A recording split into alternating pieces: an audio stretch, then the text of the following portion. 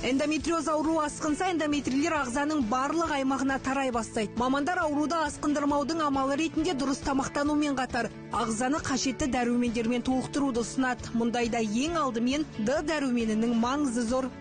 Д витаминінің негізгі функцияларының бастысы осы әйел адамдардың эндометриоз ауруларының алдын алу болып табылады. Егер де ол жетіспеген жағдайда эндометриоз, миома, матки және поликистоз сияқты аурулар пайда болып жатады. Бұл неге? Себебі Д витамині осы стероидты гормондардың құрамына кіреді. Ол яғни біз білетін жыныстық гормондар, яғни эстроген, прогестерон, тестостерон гормондарының құрамына кіреді, олардың синтезін қадағалап отырады. Осы эндометриоздың келесі сатысы ол ісік ауруы болғандықтан ол Д витамині ісік ауруын пайда болмауын әсер етеді. 70-80% адамдарда Д витамин жетіспеушілігі бар.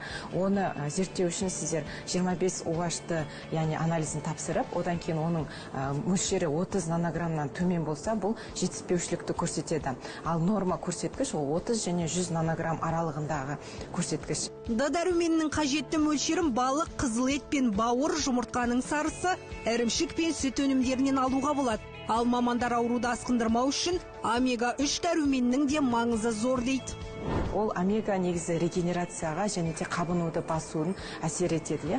Және де жүкті әйелдердің баласының уақытылы туына, яғни 38-40 аптада туына әсер етеді. Балық майы, соя, рапс және де лен сияқты майлардан алып тұрсаңыз, оның мөлшерін тағаммен толтыруға болады.